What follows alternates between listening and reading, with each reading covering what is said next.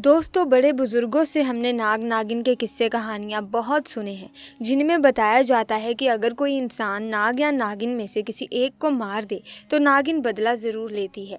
तो कभी भी इन्हें मारना नहीं चाहिए, एक दूसरे से जुदा करना नहीं चाहिए, वरना इसका अंजाम बहुत घातक हो सकता है। ज्योतिष शास्त्र में भी बताया गया है कि जो व्यक्ति सांप को मारता है या उसे किसी प्रकार से कष्ट देता है, अगले जन्म में उनकी कुंडली में काल सर्प नामक योग बनता है। इस योग के कारण व्यक्ति को जीवन में बार बार कठिनाइयों और असफलताओं का सामना करना पड़ता है। दोस्तों, ऐसे में आज जो घटना मैं आपको बताने जा रही हूँ, ये चमत्कारी घटना है राजस्थान के एक छोटे से गांव कचौलिया गांव की। दरअसल ये घटना घटित हुई कचौलिया गांव के मुखिया और वहां के सबसे धनी इंसान अखिल जी के साथ। अखिल करीब आज से 5 साल पहले एक साधारण एवं गरीब व्यक्ति का जीवन व्यतीत करते आ रहे थे। वो अक्सर जंगल में अपनी बकरियां चराने जाया करते थे। एक दिन बकरी चराते चराते वो जंगल के थोड़ा और अंदर निकल गए। उसी जंगल में एक इच्छाधारी नागिन अपने नाग के साथ एक विशाल पेड़ के पास रहा करती थी। वो नागिन गर्भवती थी। शाम का वक्त था और अखिल जब उस पेड़ के पास से गुजरा तो उसे वहाँ एक तेज चमकती हुई चीज दिखाई दी, परंतु साथ ही वो दोनों नाग नागिन भी वहीं थे।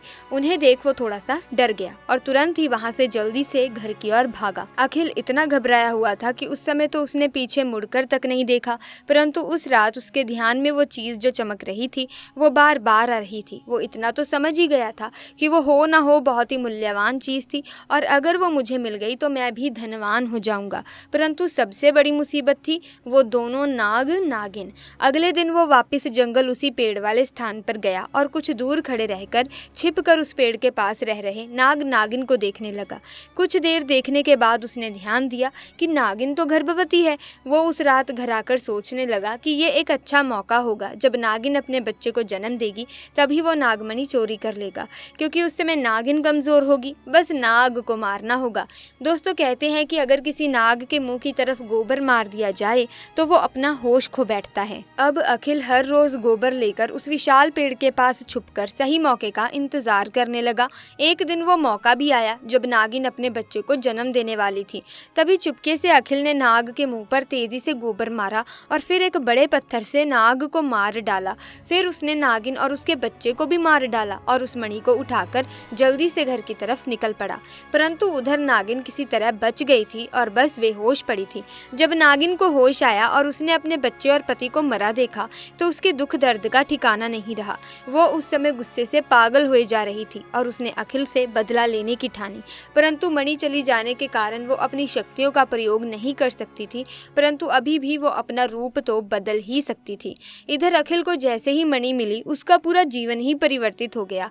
उसकी फसल इस बार काफ़ी अच्छी हुई और काफ़ी महंगे भाव में भी बिकी। उसकी तो जैसे मानो लॉटरी लग गई हो, क्योंकि जो भी वो धंधा कर रहा था उसे हर जगह से लाभ मिल रहा था और अखिल को पता था कि ये सब उस चमत्कारी नागमणि का ही कमाल है। गाँव में हर जगह उसका नाम था। अखिल के इस रुतबे को देख एक अच्छा रिश्ता अखिल के लिए उसके पास ही के गाँव से आया और महेश्वरी नाम की एक सुंदर स्त्री से उसका विवाह संपन्न हुआ। महेश्वरी अपने पति अखिल को बहुत प्यार करती थी और बहुत इज्जत देती थी।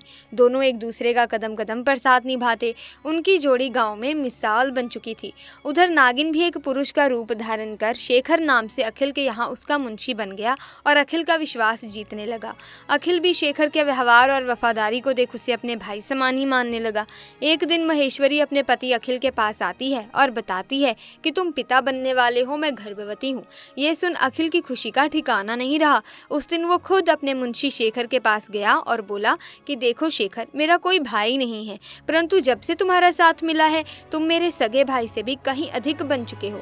आज मैं बहुत खुश हूँ, इसीलिए आज मैं अपनी पत्नी और तुम्हें एक खास जगह ले जाना चाहता हूँ, क्योंकि मेरा इस दुनिया में तुम लोगों के सिवाय कोई नहीं है। और वो अपनी पत्नी और शेखर को कार में बिठाकर गाँव के एक कोने में ले जाकर कार एक छोटी सी कुटिया के सामने रोकता है और बताता है कि जब वो छोटा था तब इसी कुटिया में उसकी माँ की जान उसे जन्म देते ही चली गई थी।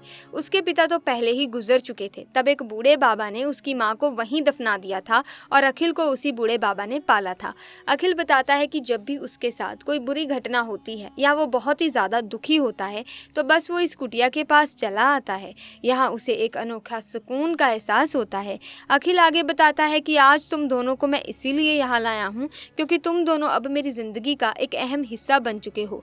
दोस्तों, ये सुन सभी की आंखों में पानी भर आता है।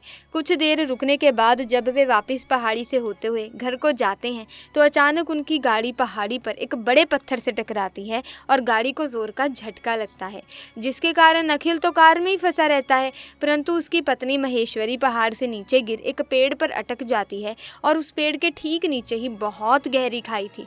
दोस्तों, वो रात कार्तिक पूर्णिमा की ही थी। शेखर अपनी शक्तियां पाकर पुनः नागिन रूप धारण कर लेता है। अखिल शेखर को देख चौंक जाता है क्योंकि शेखर अब नागिन में पुनः बदल गया था। वो नागिन अखिल को बताती है कि कैसे ठीक इसी तरह वो भी इस स्थिति में फंसी थी जब अखिल ने उसका पूरा घर संसार लूट लिया था, उसके पति और बच्चे को मारकर, और आज मेरे पास बदला लेने का एक अच्छा मौका है।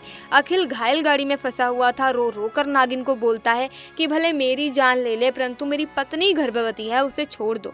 परंतु तभी उस नागिन को अपनी वही स्थिति याद आती है कि क्या होता है जब कोई अपना छिन जाता है। ये जिंदगी का सबसे बड़ा दुख होता है। नागिन ने अखिल का उसकी पत्नी के प्रति सच्चा प्यार देख उसे माफ कर दिया और महेश्वरी को उस पेड़ से निकाल बचा लिया तथा दोनों को हॉस्पिटल छोड़ खुद वापस जंगल में उसी विशाल पेड़ के पास चली गई।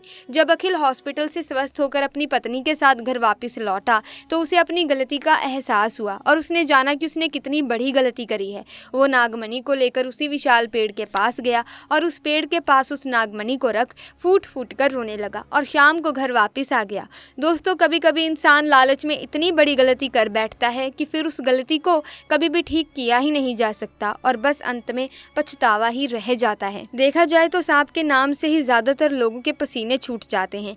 ऐसे में यदि घर में ही गलती से सांप निकल आए तो लोग अपना आपा खो बैठते हैं और खुद को खतरे में समझकर उसे डंडे से पीट कर मार देते हैं। लेकिन ये समझना जरूरी है कि सांप को मारना ही इससे छुटकारा पाना एकमात्र रास्ता नहीं है। साथ ही हिंदू धर्म के अनुसार भगवान शंकर के गले में सांप विराजमान होने के कारण इसकी हत्या को पाप भी माना जाता है। सांप से बचने के लिए उसे भगाने की बजाय लोग अक्सर उसे मार देते हैं, जबकि थोड़ी सी समझदारी से हम सांप को मारे बिना उससे बच सकते हैं। बड़े बुजुर्गों से आपने सुना भी होगा कि नाग सांप को नहीं मारना चाहिए। नाग को मारने पर उसकी आंख में मारने वाले की तस्वीर छप जाती है। अगर नाग को मार दिया तो उसे आग में जला देना चाहिए, नहीं तो नागिन नाग की आंखों में मारने वाले की तस्वीर देखकर बदला लेती है। भविष्य पुराण सहित दूसरे पुराण और शास्त्रों में भी बताया गया है कि सांप को मारना नहीं चाहिए, इससे बड़ा दोष लगता है और कई जन्मों तक इसकी सजा भुगतनी पड़ती है। सो प्यारे दोस्तों, आपको ये घटना कैसी लगी? मुझे उम्मीद है कि आपको ये घटना काफ़ी रोचक और इंटरेस्टिंग लगी होगी। अगर हाँ तो आप इस वीडियो को लाइक और शेयर ज़रूर करें। इसी के साथ अगर आप भोले बाबा के भक्त हैं तो कमेंट सेक्शन में हर हर महादेव ज़रूर लिखें ताकि भगवान शिव की कृपा दृष्टि और आशीर्वाद आप पर और आपके परिवार पर सदैव बना रहे। वहीं अगर आपने अभी तक हमारे चैनल को सब्सक्राइब नहीं किया है तो इसी तरह की और वीडियोस को देखने के लिए हमारे चैनल को जल्दी से जल्दी सब्सक्राइब करें और बेल आइकन को प्रेस करें ताकि नए वीडियोस की अपडेट आपको मिलती रहे। आपका बहुत बहुत धन्यवाद। हर हर महादेव।